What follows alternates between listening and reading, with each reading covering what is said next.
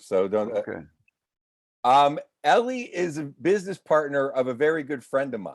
And Ah. he's always says, "Oh, I do know Stan Fischler." And I'm like, "Oh my God, he's a legend. He's the best." And he's like, "Oh, I'm friends with him." And we've been dancing around this for a couple of years now. And then you were in Israel, and I'm like, we're not going to bother this poor guy in Israel. It would never be a bother. I do a lot of Zooms in Israel. Oh, really? Well, then Oh, we'll have to give me yeah. your regular email. I'm just waiting for my two co-hosts. They don't come on very soon. We'll just start the interview because I don't want to hold you up. I told So, them three. So well, what do you remember about your first hockey game anywhere?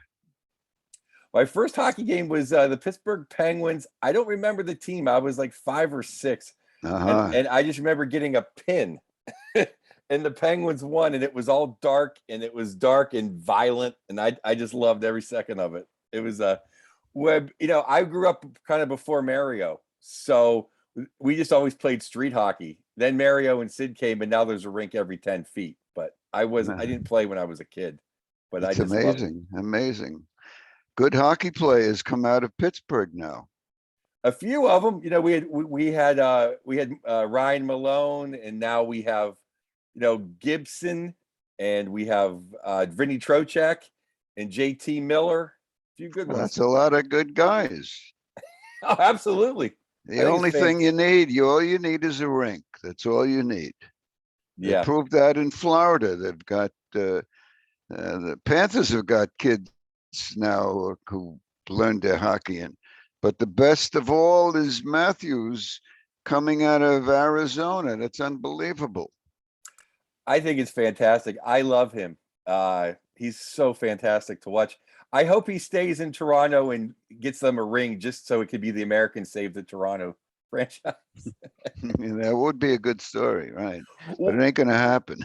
you don't think so? Why did they? And I love John Tavares. I love Johnny T. But I just thought that was overkill when he went there. I don't know why they did that. Do you know Well, why it they? was it was it was like a kid overeating at his birthday party. Uh, first of all, first of all, Tavares did a Benedict Arnold on the Islanders, and he'll never be forgiven for that. He did not have to go that route. He knew what the hell he was going to do, and he should have enabled the team that taught him how to play hockey. Should have let the Islanders get something in return. That was unforgivable. And then he bullshitted his way around. I confronted him on a conference call that day, and of course he didn't know what to say, and he fumbled around, but he's never was a superstar and never be a superstar. He's a good hockey player, and they overpaid for him because first of all they had illusions about his what he was going to do for the team. He was a lousy captain on the island, and he's a lousy captain in Toronto. He's a nothing captain. He has a C on him, that's all. And he's one of the reasons why they haven't won the cup since he's got there. But he's a native of Toronto, and he looked like he was going to do great things for them. And he's done okay things for them, but certainly not what they had expected.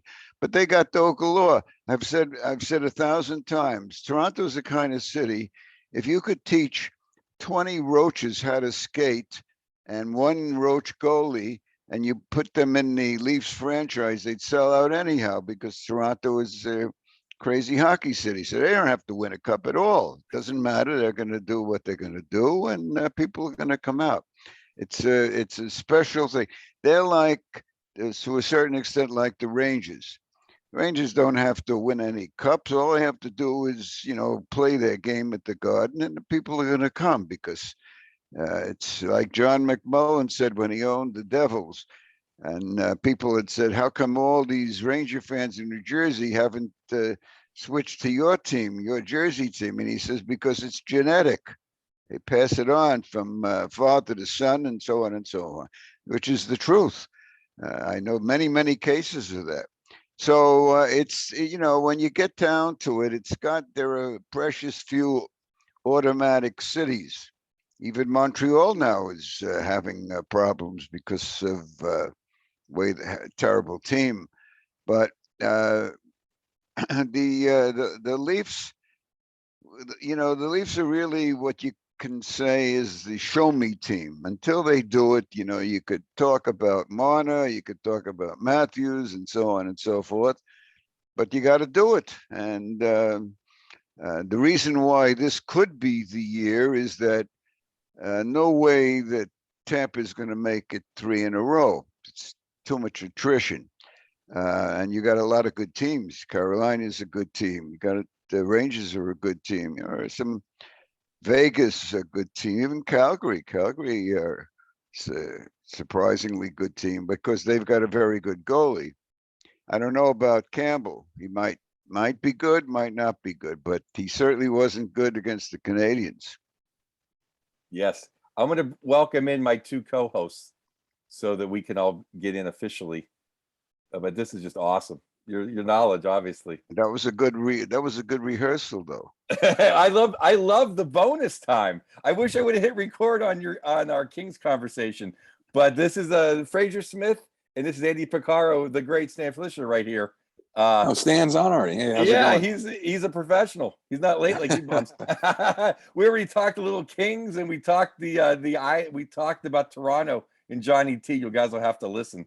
I don't want to make Stan repeat himself, but it was great stuff. I can repeat that anytime about the virus. Yeah, he's not a fan of Johnny T. Let's just say, but it was great stuff. I am a fan of him to a certain extent. I mean, I could talk about a lot of good things about him, but we'd have to get rid of that stuff, the Benedict Arnold thing. We did. Right on. It's well, it's officially our puck off interview with the great Stan Fischler. We have, of course, Fraser, Joe, and Andy right here. First of all, Stan, welcome. Thank you for joining us. This man just inducted into the U.S. Hockey Hall of Fame, over 100 books. He's been TV, radio. He's basically the official journalist of hockey for at least 60 years. I don't want to age you too much, Stan, but you are the maven. You're the best. I like to say that my induction into the U.S. Hockey Hall of Fame on December 9th was because I've introduced humor to hockey. I like to think that the most important aspect of the game that's missing has been humor. So when you said that you were happy that I am joining you, I immediately thought of the great Groucho line, joining you, why, are you coming apart? Well, it's perfect too, because we are actually on an all things comedy podcast network, because we're all comedians, professional comedians, and third-rate hockey journalists. So you'll fit right in on this show. But on all your years covering, what was the best team you ever covered? Well, I'd have to say the best team that I never covered, that I considered my all-time team, was the 47-48 Maple Leafs. They were on their way to a record-breaking 3 straight cups. No team had ever won 3 cups in a row. They started 46-47, and they actually won 4 cups in 5 years, the 51 being the 4th cup. They had strength down the center that no team ever had. They had Silaps, Hall of Famer and captain, and number 10. Max Bentley, who they got in a 5-for-1 deal, Hall of Famer, number 7, and Tita Kennedy, Hall of Famer, who became the captain after Apps retired, wore number 9. Plus, they had one of the all-time clutch goalies in Turk Broda. They had an excellent, well-rounded defense, led by Bill Barilko, who scored the cup winner in 51 and then disappeared in a plane crash, lady found 10 years later. And they had one of the all-time coaches, Hap Day. So I was a Leaf fan starting in 42, and I followed them very, very closely. I kept a scrapbook for every single season from 46 on, which I still have, by the way, and I use for my column in the Hockey News, my columns in the Hockey News. But I didn't see them in person. The best team that I would say I ever saw in person would be the Islanders. The Islanders get a raw deal in terms of the so-called experts, insiders. The Islanders will always be in the shadow of the Rangers, even when they were winning the Cups. But the Islanders did something no team ever will do and ever did, and that is win 19 straight playoff series. You think about that, 19 straight playoff series. Wow. Starting in 80 and ending in 84. The closest was Scotty Bowman's Canadians, which won 4 straight, but they didn't win 19. They won 4 straight cups, but they didn't win 19 straight playoff series. I think they did about 13 or 14. Didn't come close. Now it's impossible. No team will ever do that. So that Islander team from Billy Smith, swashbuckling goalie, right down to the penalty killers, Lorne Henning. Henning was the guy who set up the first cup-winning goal by Nystrom. So that team, they take the Oilers anytime at their best, because Trottier was shut down Gretzky. Gretzky be lucky if he ever gets 2 goals against that 81-82 team in particular. And they take care of Messier. Grant Fuhr couldn't wear Billy Smith's skates. And you could pick any other team, and I take the Isles over any other team. Do you think Trottier is? Ended up being a Penguin at the end, but he was my favorite when I was a kid. Do you think he's underrated? Actually, of course, he's been vastly underrated for one of the reasons I just told you, that he was an Islander, not a Ranger. He could put Gretzky in his pocket. First of all, he was the all-time all-rink player. He wasn't just on offense like Wayne was. And I'm not taking anything away from Wayne. We all know how terrific a guy, how terrific a player he was. But when you talk about all defensive work, his body work, I mean, he once flattened Bob Gainey in the 1984 Islander series. Gainey was out cold, and the Canadians didn't win after that. So he was deceptively tough. Had a baby face, so you didn't realize how tough he was for a couple of seasons. And of course, he was the balance wheel between Mike Bossy on the right and usually Clark Gillies on the left, although Al Arbour would insert Bob Bourne there once in a while and Johnny Tonelli, but it was Trotz and Bossy. Stan, a player that I always was interested in was a Ranger player named Andy Bathgate. Can you say a little bit about him? You see my fingers here? That's me and Bathgate. I was with Andy from the very beginning.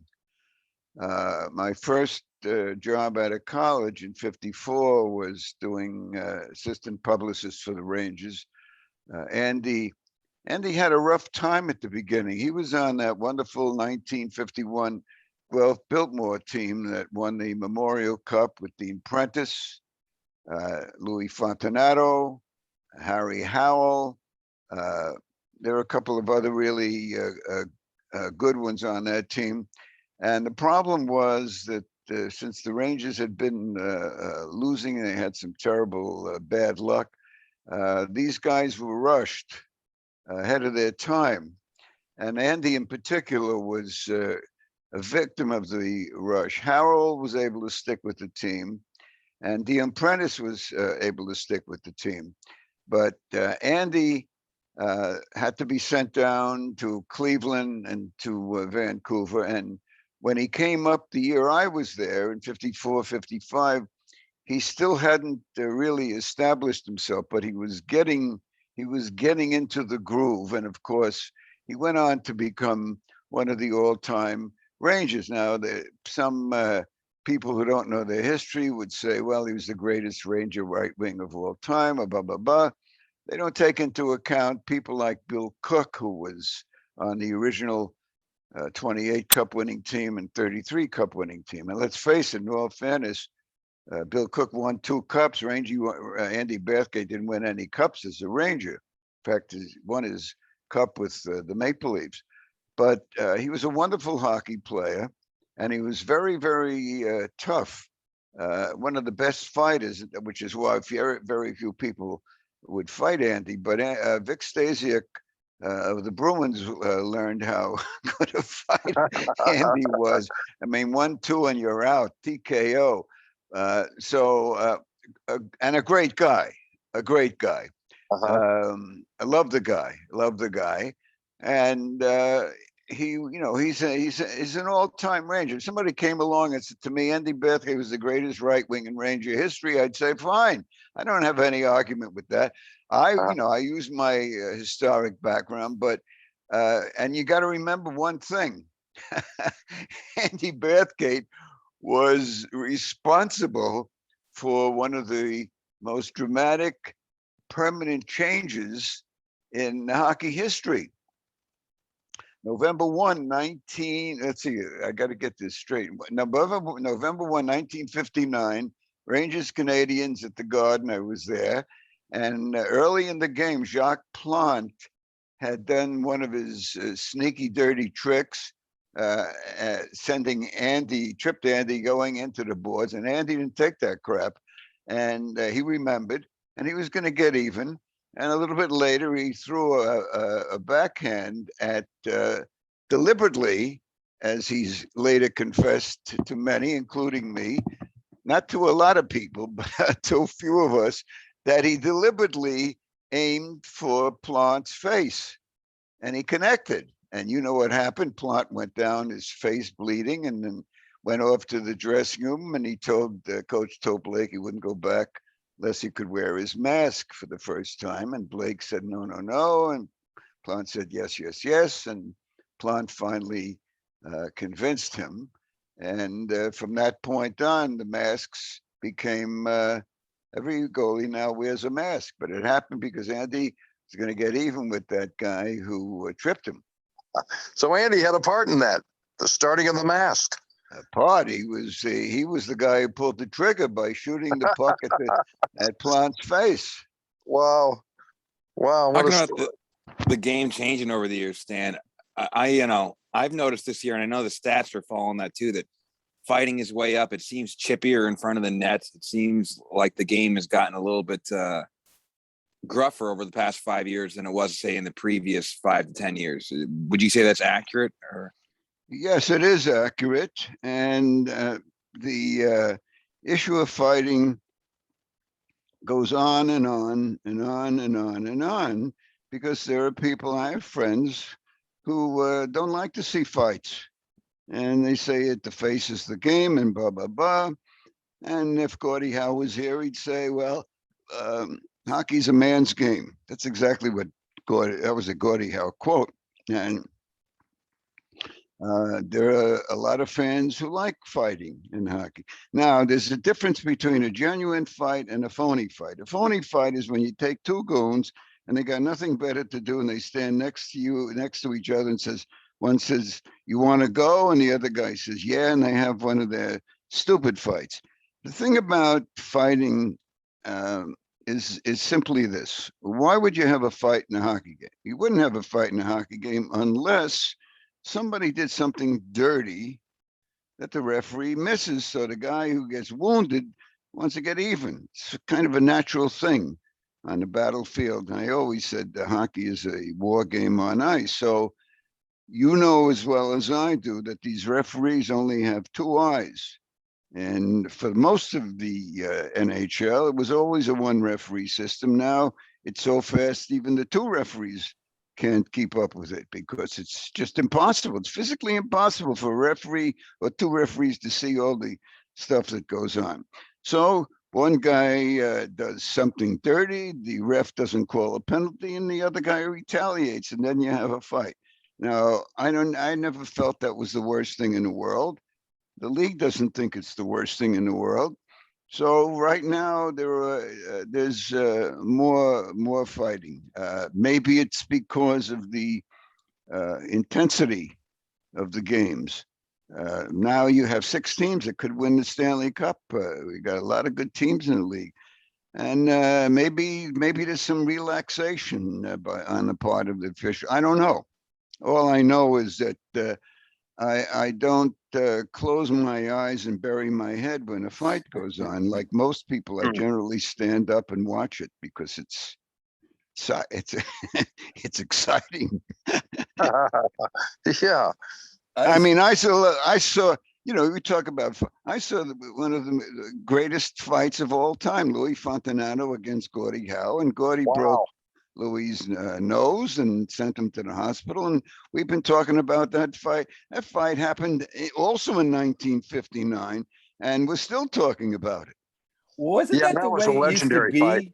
Wasn't that the way it What? used to be, Stan? That was the way it used to be, right? Like Gordie Howe and Rocket Richard and John Beverly, they were the toughest guys as well, right? They didn't have bodyguards in those days. Well, They that's a fought their key. That's such a key element. Gretzky had a guy riding shotgun for him. It was either Dave Semenko or Dave Lumley. So you had to get through them to get to Gretzky, and very few ever did. And to Mike Bossy's credit, the Islanders never really had a goon. And Bossy would never fight, and to his credit, he took a lot of crap. He did get into one scrap because he just couldn't take this guy on Philly anymore, Ben Wilson.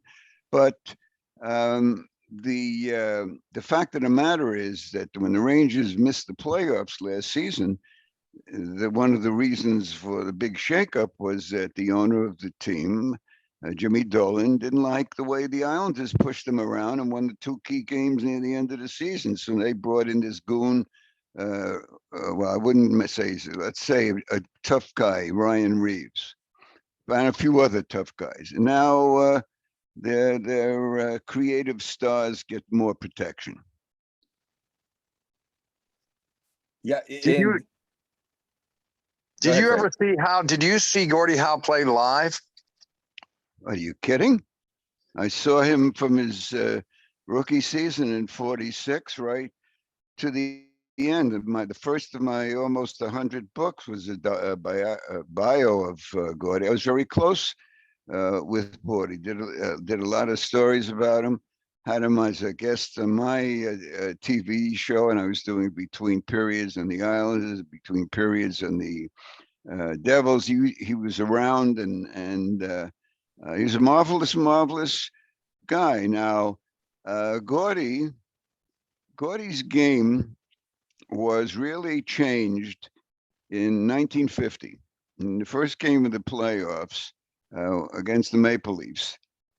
This was after the Leafs had won their 3 straight cups. The first game, he was involved in a collision with Ted Kennedy of the Leafs. People will argue both sides whether it was a dirty play or not a dirty play. Point is, Howe went headfirst into the boards, nearly died of a fractured skull, was saved only by a surgeon's operation. But Gordie Howe from that point on said, I'm going to have the bumper in front of me, and I'm going to be doing it first rather than being the recipient. And you can, Mark Howe, Gordie's kid and a Hall of Famer himself, did a book, and there are endless stories about Gordie not taking any crap from anybody. And if anybody messed around with Gordie, he didn't go back at him right away. He put it down in the head, and he got the guy either later in the game or later in the season or even later in the year. But nobody ever got away with anything against Gordie that was dirty without retribution. And I would say this, Gordie fought his own battles. If anybody dared fight him, and Louis Fontanato thought he was the heavyweight champion of the league, and he may have been until he took on Howe, and then Gordie won the fight, and Louis won a bed in the hospital. Wow. What are your thoughts on Mario Lemieux? Well, one of the all-timers, no question about that. I felt that I wasn't a great fan of his because of his attitude toward the media early on when he was riding high. But there's no arguing with talent. You could say, well, did you like him as an interview, or did you like him as a two-way player?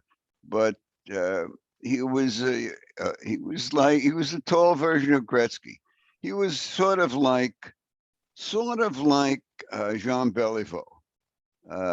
Jean Beliveau was a majestic figure in the game. Jean Beliveau won 10 Stanley Cups. How many Stanley Cups did Mario win? So he was a very, very formidable guy. And, you look about the 10 greatest forwards in hockey, you could put Mario at the top, or you could put him in number 10. It depends on your values, but certainly one of the all-timers. How about Sidney Crosby? Same thing. People have knocked Sidney that he whines a lot and blah, blah, blah. But in terms of pure talent, he's very, very, I have a great deal of admiration for Sidney, because unlike Mario, Sidney always had endless time, still does, with the media. He acts like a captain. And we have a Yiddish expression, he's a mensch. Sidney's a mensch. I was there right at his very first game in the NHL was with the Devils. It was Sidney against Jay Parisi from the kid, not the father, and Zach Parisi. And actually, Zach outplayed him in that game. He had 3 points that night, right? He's a wonderful kid and a wonderful player, Sidney. I love the kid. I always kidded around, by the way, when they played the Devils, for example, and they'd have the morning practice, and then all the guys would crowd around Sid and interview him, and I would interview one of the third liners, and then I would do him. Well, don't you think it was Ken Hitchcock that he kind of just threw Sid under the bus when they played Philly that one time, and Tortorella didn't help? A couple guys kind of led the narrative on. I mean, Sid did whine his first couple years, no doubt about it, but I think it's been carried along a little further than probably he actually did. Look, not every coach is going to be like a sweet babysitter. Coaches do their things. I can go tell you about guys like Phil Watson, who was very hated, and we all know about Tortorella. And if Sidney was thrown under the bus, the wheels missed him, and he came out great. Stan, another Ranger player I always liked was Brad Park. I love Brad. Brad was a wonderful thing. About a month ago, when they honored me, all 3 of the Met area teams honored me for getting into the U.S. Hall of Fame. Brad and I ghosted his first book, Play the Man. Brad and I had my differences more in recent years, not recently. And Brad and Ronnie Gresham were there to give me a gift on behalf of the Rangers during a break in the action. Brad had one problem, and that was Bobby Orr. And Bobby Orr overshadowed him. So otherwise, he was just a fantastic hockey player. And I'll say this, that he was like Bathgate to the Rangers. There were great defensemen in the past, like Ching Johnson, Coulter, and then you have Brad Park. And the only problem was Brad didn't win a cup with the Rangers. Speaking of someone linked with him forever, how great was Phil Esposito? Is he underrated too? Why would you say he's underrated in the first place? I mean, he's been acknowledged as one of the all-time scorers. He had a mortgage on the crease, and he was willing to take the abuse that goes with that. Gary Dornhofer of the Flyers, same thing, but not as prolific. And Phil was overlooked, maybe wrongly coached in Chicago. He comes to Boston, and let's say how would Bobby Orr have been without Phil? That was a 1-2 combo. Beautiful. They made beautiful music together. And, Phil, to say that Phil is underrated kind of surprised me because he's been rated, and people have raved about him. What can you say about Phil Esposito other than the fact that he was allergic to back checking? I just love him so much. He's like one of the first. I remember watching him on WOR cable when I was a little kid. So I just thought he was amazing. I never just hear him up with like the 5 or 6, 8 greatest ever, and I think he's up there in my opinion. Are you from Brooklyn? No, I'm from Pittsburgh, Pennsylvania, but we gotta get WOR. Oh, on Sunday that's nights right. I get to watch That's Ranger right. Yeah. games. So Yeah, that's Phil. The other aspect of Phil is that he was a wonderful guy to interview. He could be a pain in the neck, and he has been a pain in the neck, but basically, a good guy, right up there. I wouldn't put him in the best 10 forwards of all time, but he's acknowledged for what he did well.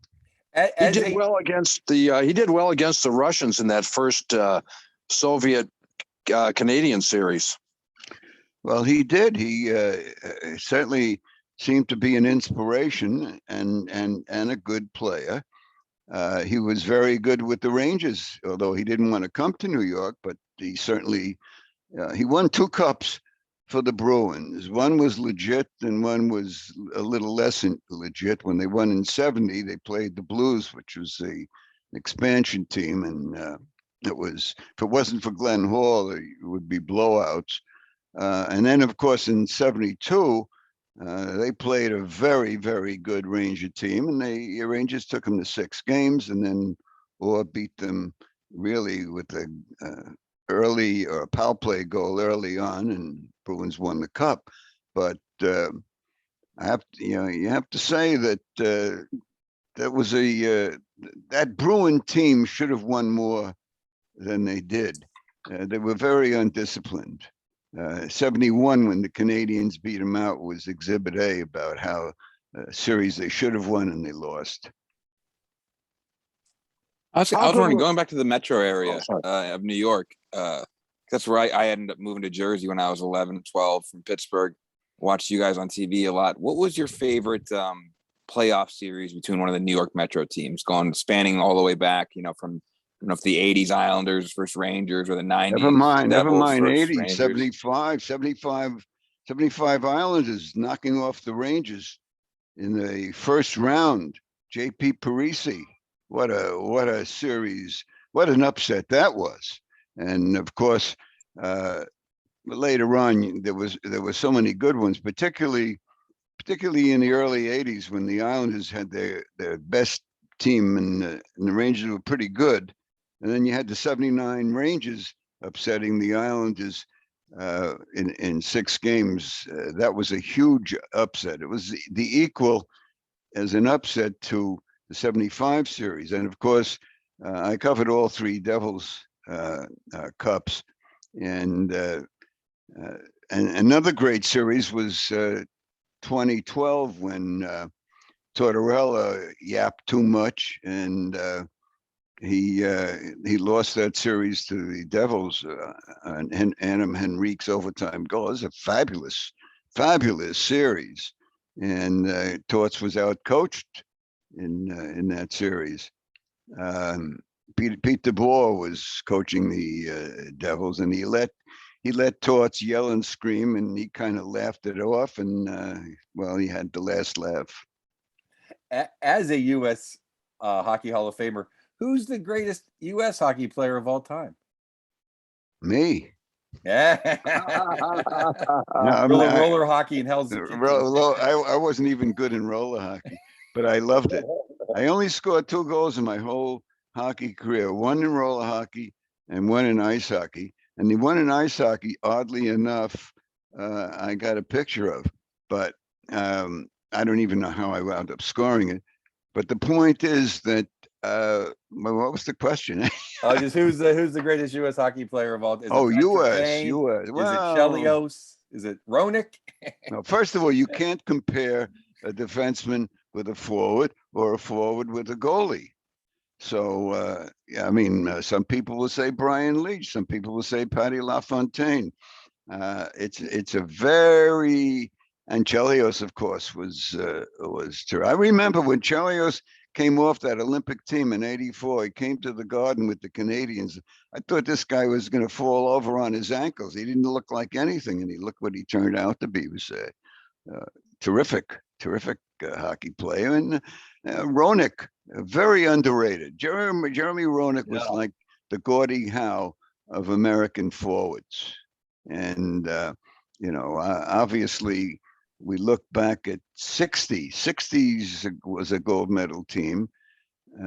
Jack McCartan came right up to the Rangers from that 60 team. And, of course, 80, we know all about those guys. And it's, I recently read a book called One Goal. It was Art Kaminsky and one other guy wrote it. It was about the 80 teams. I recommend that book to anybody who loves hockey, particularly Americans, because it's all about how they pulled that miracle off. Stan, I thank you so much for your time. I just have one more quick question for you. How did you get into the subways? Your love of subways? Well, I by the way, I have a new book out, and you guys better plug it because it's. I'm going to plug it right now. We will plug it.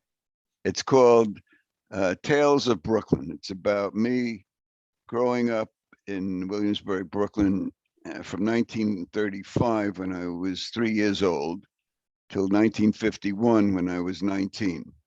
And I have a chapter about the subway. I mean, specifically the subway in our house at 582 Marcy. So in 1935, my mom and I are walking out. She's going to go shopping. And we walk out onto Marcy Avenue, and there were a dozen guys digging up the street, this middle of the street. I said, Mom, what's going on here? She said, they're building a subway. And they actually built a subway line directly under my house. In fact, the station, which of course is still there, Myrtle-Willoughby, was a local stop. And I could be laying on my pillow in my bedroom. When it opened in 1937, I could hear the train come in for sure. I could actually hear the brakes applied, and I could hear the doors opening and closing at 10 o'clock at night, when there wasn't much noise around. So I had, we had our own, we never owned a car, never had a car in the family, and we traveled by subway or trolley car. Trolley cars were very, very big. And the subways were wonderful for me.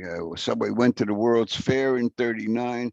The station beneath our house was the only line in the city that didn't go into Manhattan. It was called the GG, Brooklyn Queens Crosstown. And it went from Smith Ninth in Red Hook, Brooklyn, to Queens Plaza in Long Island City. And later, when the World's Fair opened in '39 and '40, you could take the GG and went directly to the World's Fairgrounds, which was wonderful. I also have a chapter in the book. It's 35 stories, and one of the chapters was about going to the World's Fair in '39. The '39-40 World's Fair at Flushing Meadow was 150,000 times better than the later one, which was a disgrace. But this was fantastic. They called it the World of Tomorrow. It was so many wonderful exhibits. Unfortunately, by the time it opened for the second year, 1940, World War II was on. The Nazis had overrun Belgium. They overran Holland. They were knocked out France. So a lot of the buildings of '39 had been closed, but it was the fair itself was unbelievable. So I have this book, which was inspired by a hockey player, by Chico Resch. Chico and I were working together many years with the Devils, and on the road he would ask me about what it was like. Brooklyn fascinated him, so he'd ask me to tell him stories. And one story was about how my Aunt Hattie came in from Albany. She was the great ice cream lover in the family. We all loved ice cream, but Aunt Hattie loved ice cream more than anybody. And the story was about how the day after Christmas, there was a gigantic blizzard in New York. and about how I had to go find a quart of ice cream from my Aunt Hattie. I'm not going to give away the ending because the ending is the best part of the story. But Chico loved that story. And every so often he'd say, you got to tell that story to me again. I tell him again and again. So about a year ago, I get an email from him. He says, my wife, Diane, would like you to write down the Aunt Hattie ice cream story and email it to her, which I did. And she wrote back, I love it. I want you to write another story from, your days. So I wrote another story about how I got a surprise electric train gift for Christmas from my Uncle Ben. Actually for Hanukkah, but it was in between. So she wrote back, geez, I like that one. Write me another one. So I did one about going hiking with my Aunt Helen, who lived in our house. So by the third chapter, I said, what the hell am I sending all my stuff to Diane Resch when I have family who would love to see this, and friends. My best friend Howie Sparrow is in so many of the stories. So I finally sent a couple to my literary agent. He says, look, if you write 20, we'll think about a book. So I wrote 20. He says, if you write 30, we got a book. So I did 35, and that's Tales of Brooklyn. If you contact Amazon, that's how you can order the book. But I wrote in the intro, in the forward, that if it wasn't for Diane Resch asking me to do the Aunt Hattie story, there would have been a book. Well, there we go. Stan, what a pleasure. What an honor to have you on. I have to get your email. We got to have you on again. Well, come on anytime you want, because this was a great rehearsal. I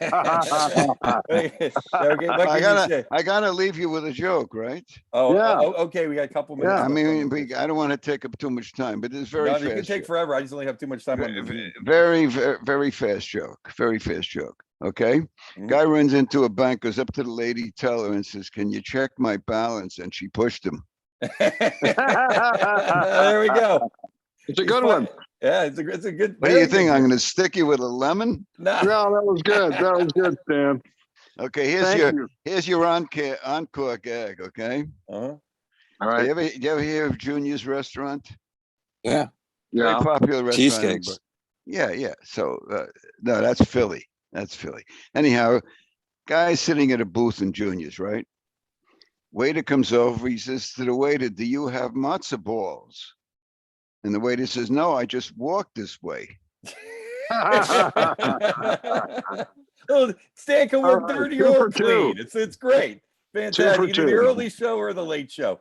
Stan Fischler, thank you so much. I appreciate it so much. You're the best. We will be in touch. We'll send you some puck off swag too. You can look cool around Israel. and you can send me the frame of those glasses. I'll send you the glasses right now. Take it easy, guys. Thank you so much. Thank you so much. You're the best. Happy New Year. Order that book from Amazon. I'll give you double your money back if you don't like it. There you go. Tales from Brooklyn, Stan Fischler, everybody. Thank you so much, Stan. You're the Thanks, best. Stan. Thank you, guys. So much. We'll be in touch. Okay. Bye-bye. Bye.